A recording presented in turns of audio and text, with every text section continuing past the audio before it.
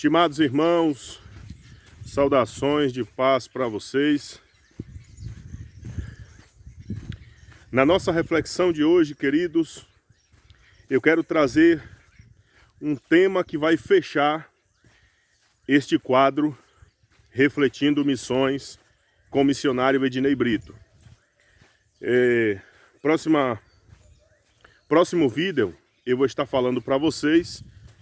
Próximo vídeo eu vou estar apresentando para vocês a nossa nova proposta e o nosso novo quadro para continuarmos com os vídeos aqui no YouTube. E para hoje eu quero apenas fechar este quadro trazendo para vocês o seguinte tema: missões, o missionário e a sua vida intelectual. O missionário e a vida intelectual. Daí alguém pode me perguntar: ô missionário, a missão de evangelização não é uma missão espiritual? Respondo: sim, é uma missão espiritual. Também uma missão intelectual. Porque você que tem o intelecto vai interagir com outras pessoas que também têm o intelecto. A capacidade racional de ouvir e processar aquilo que a capacidade mental e intelectual para ouvir e processar aquilo que ouviu, receber no sentido de armazenar na sua vida ou descartar. Então, a vida intelectual do missionário, ela tem uma grande relevância. E eu quero levar essa proposta de vida intelectual além. E na seguinte proposta: o missionário, quando resolve, pela força do chamado, pela experiência do chamado, ele costuma largar tudo. Por exemplo, eu, quando fui chamado por Deus para esta missão, tudo bem, Deus me deu um desconto, porque eu fui avisado com um período de antecedência. Eu acho que já contei para vocês aqui, se não conto agora, que era uma madrugada, eu recém-casado, e estava lendo a Bíblia aberta em cima da mesa, e eu estava meditando na palavra de Deus, quando eu ouvi uma voz que determinava o meu tempo ali naquela cidade onde eu morava, trabalhava, congregava, cuidava da minha família.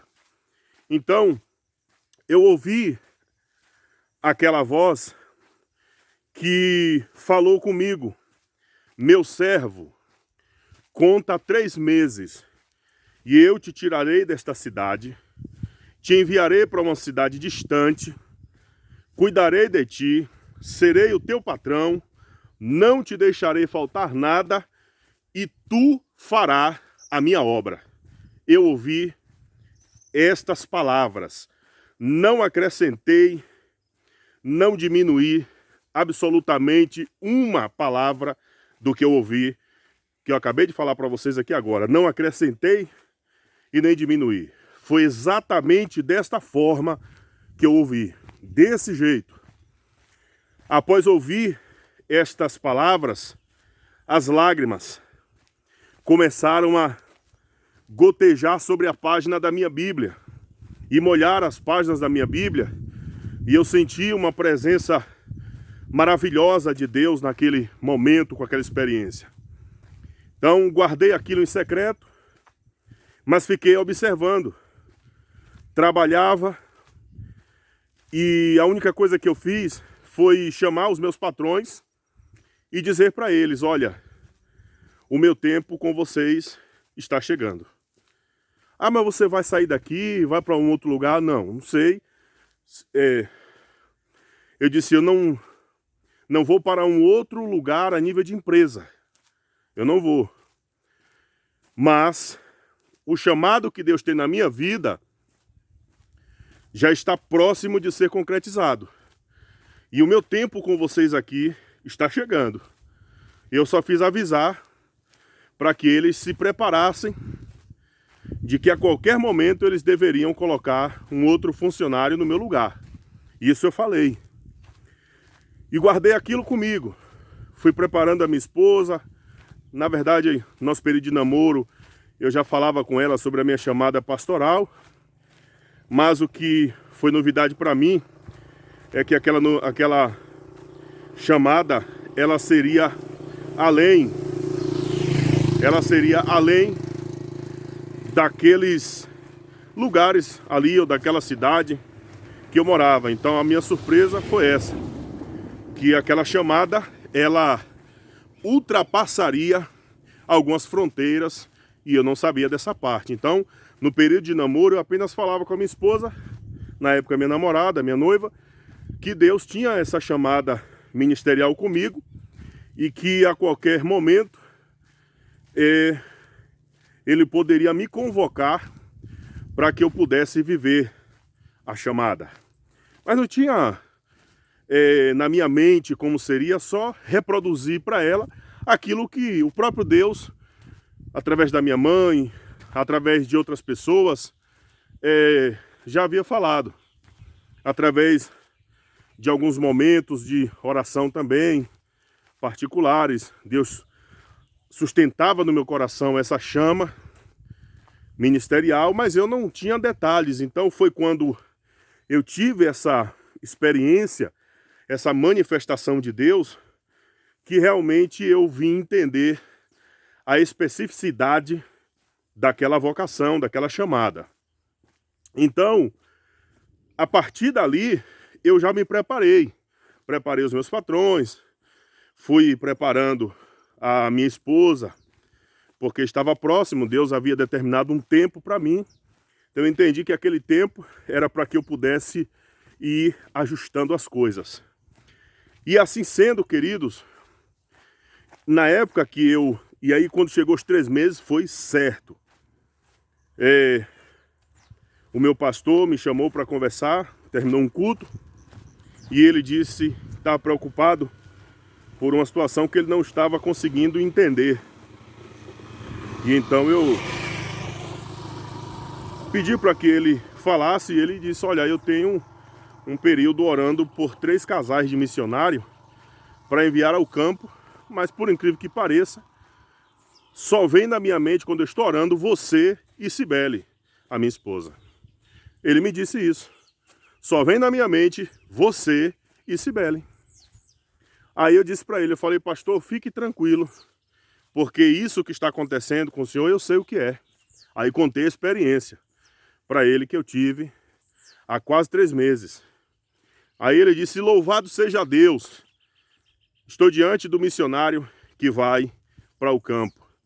Então ele fez saber, o pastor que havia solicitado para ele um casal de missionário, e fez saber, e esse pastor foi no meu trabalho, era o único lugar que ele poderia me encontrar facilmente, era no estabelecimento onde eu trabalhava, e ele foi, conversou comigo, eu não tinha nenhuma dúvida dessa chamada e que aquela era a oportunidade de exercitar a chamada. Então eu combinei com ele, fechei com ele, marquei o dia da visita para conhecer o campo que eu ia atuar e depois me despedi dos patrões e seguimos para essa jornada. Mas assim, queridos, eu deixei tudo. Eu estava comprando uma casa na época, estava em processo de compra, já havia até liberado alguns valores. E aí eu desisti de tudo para atender a chamada, desfiz. Até me arrependi de não ter levado adiante o projeto da casa. Mas foi no ímpeto de atender a chamada, aí acabei deixando tudo. Então isso acontece Isso aconteceu com outras pessoas, isso aconteceu comigo, isso acontece ainda atualmente. Daí eu quero dizer o seguinte, para vocês que estão me ouvindo, principalmente você que é missionário. Há uma necessidade do missionário se preocupar com a vida intelectual, com a vida acadêmica.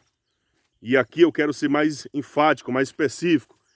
O missionário precisa se preocupar se ele, antes da chamada, não teve essa imersão intelectual, não conseguiu uma graduação, um nível intelectual a partir de uma universidade. Isso é necessário. Isso é necessário. Então, assim, sou defensor de que o missionário precisa, queridos, se preocupar com isso. Porque ao mesmo tempo que ele vai atuar em povoados, ele poderá ter oportunidades além de povoados. Ele poderá ter oportunidades. Por exemplo, eu me lembro que agora, recentemente, comemorou-se 500 anos da Reforma Protestante. Eu recebi um convite de um vereador para poder falar na Casa da Cidadania, na Câmara dos Vereadores da cidade, sobre a Reforma Protestante. Aí eu convido você a pensar, eu sou um missionário da zona rural. Na cidade tem vários pastores. Eu quero que você pense comigo. Por que não pegou por lá um pastor da cidade para poder falar da Reforma Protestante, dos seus 500 anos da Reforma? Por que aquele vereador entrou em contato comigo, que sou um missionário da zona rural, para poder falar? A resposta é simples. Provavelmente, possivelmente, ele deve ter visto ou sabido de que eu tenho esse nível para poder falar sobre o assunto. Porque antes da missão eu já cursava teologia, aí parei porque eu tive que ir para um lugar distante, lá não tinha condições de continuar o curso, interrompi, tranquei o curso. Quando fui mudado de região para uma região mais próxima da instituição onde eu estudava o curso de teologia, eu retomei os estudos, concluí, me formei em teologia e adquiri essa bagagem intelectual teológica. Então assim, queridos, depois, então ele sabia, esse vereador, ele sabia que não estava convidando alguém que não tinha o devido preparo para poder fazer uma apresentação referente à Reforma Protestante e os seus 500 anos. Então, beleza. Agora veja comigo, pense comigo. Se eu não tenho esse nível, se eu não tenho essa capacidade, você acha mesmo que ele ligaria para mim? Não, não ligaria. Então, assim, às vezes nós caímos naquele erro de achar que nós recebemos um chamado missionário e esse chamado nos faz estar apenas dentro de um povoado, atuando em uma região, atuando o tempo inteiro somente ali, pregando para aquelas pessoas, visitando aquelas famílias, quando na verdade a chamada missionária ela envolve todo um conjunto.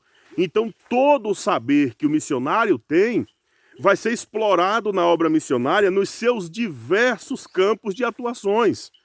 Por exemplo, se o meu nível teológico pode ajudar alguns missionários próximos a mim, ainda aqui no campo missionário, isto é cumprir também a missão que Deus me convocou ou me comissionou.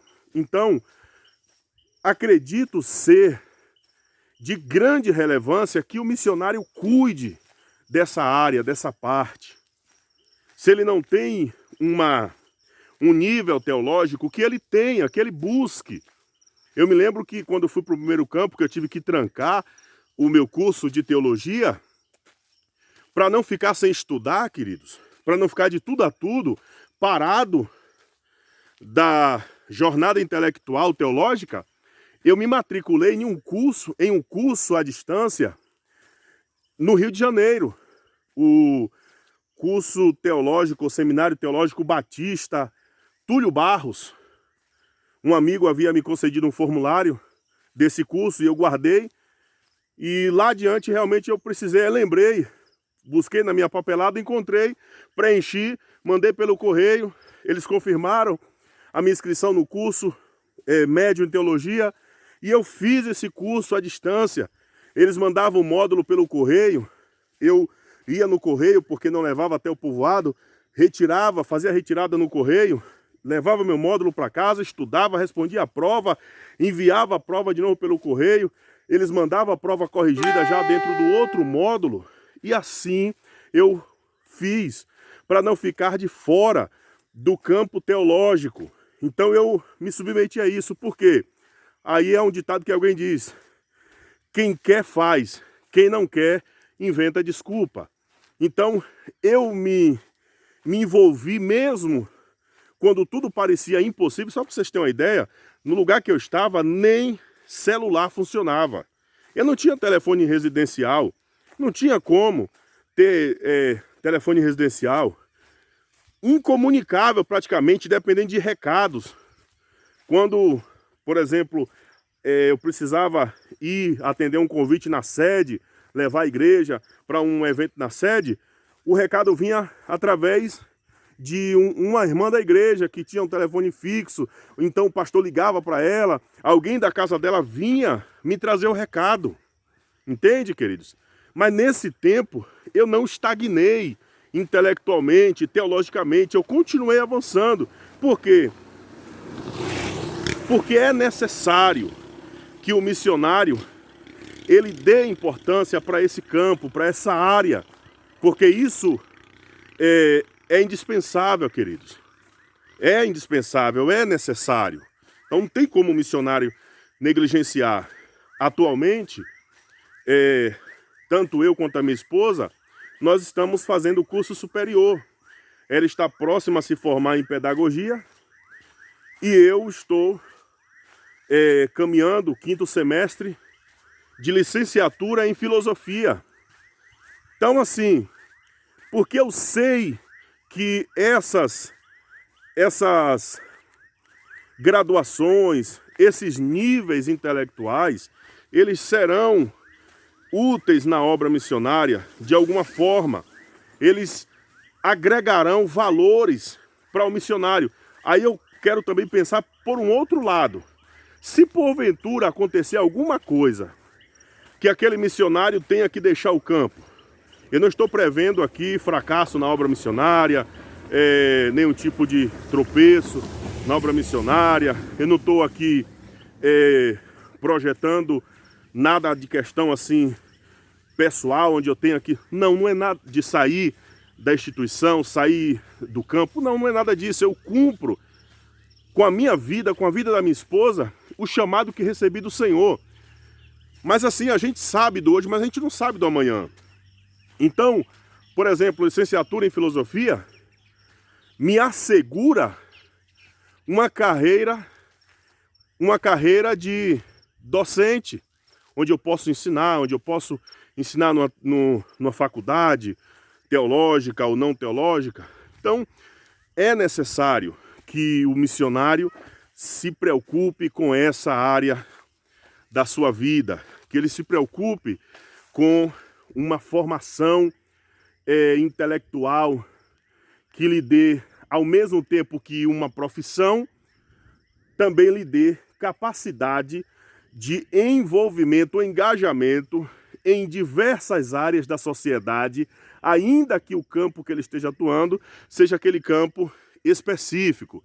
Por isso, queridos, eu trago para vocês a reflexão de hoje e encerro o quadro Refletindo Missões com o missionário Ednei Brito, falando exatamente sobre essa importância do missionário buscar um nível acadêmico, buscar um nível intelectual que lhe projete na sociedade e que lhe faça ajudar também de outras formas as diversas pessoas que cheguem, olá jovens, que cheguem diante dele, ou que se coloque ali à disposição dele, ou que ele tenha como alcançar. E vale salientar também, queridos, uma coisa que é muito interessante. A zona rural hoje não é o lugar, não é mais, a zona rural hoje não é mais o lugar que as pessoas trabalham só de roça, que as pessoas andam a cavalo, andam de jegue, que as pessoas não são alfabetizadas. Essa zona rural, se ela existe, ela é minoria, entende? Por exemplo, só aqui na nossa igreja, zona rural aqui, ó, moro na zona rural, na nossa igreja, contando comigo, nós temos 3 universitários. Tem uma jovem, tem a minha esposa e tem eu. Mas eu já trabalhei em outras comunidades, queridos, que tinha vários universitários, zona rural, lugar longe da cidade, sabe, um lugar que você passando na BR, ninguém nunca vai dizer que tenha uma comunidade ali. Mas já pastorei em lugares assim, onde muitos jovens, muitas pessoas estavam trilhando a carreira acadêmica. Então, como é que um missionário vai estagnar na sua jornada intelectual? Como é, então, é necessário que ele tenha. E aí eu gosto de citar Paulo, o apóstolo Paulo. Gente, desculpa aí, tá escuro, porque hoje não teve sol, o tempo hoje foi nublado.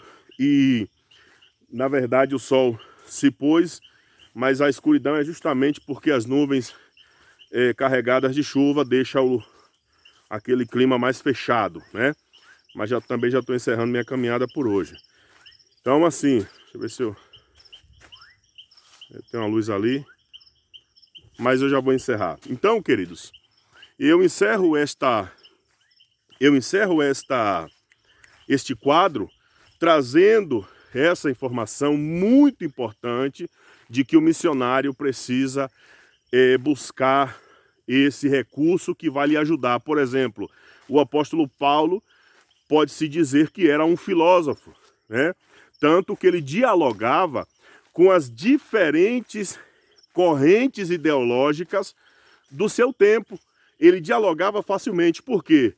Porque quer fosse no passado ou ainda no presente através das literaturas, que as suas cartas mostram que ele sempre trazia com ele, não apenas que alguém pode dizer assim, mas os textos que Paulo tinha eram textos bíblicos. Não, ele tinha os pergaminhos que fazia alusão à Bíblia, ao Antigo Testamento, mas ele também tinha os textos que não eram textos bíblicos.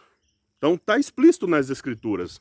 Então, gente, o apóstolo Paulo também nos dá esse exemplo de que o missionário precisa galgar esta posição de capacidade intelectual que o conduza de forma bastante promissora e com muito sucesso na jornada da obra missionária. Era isso que eu tinha para hoje. Deus abençoe e até a próxima.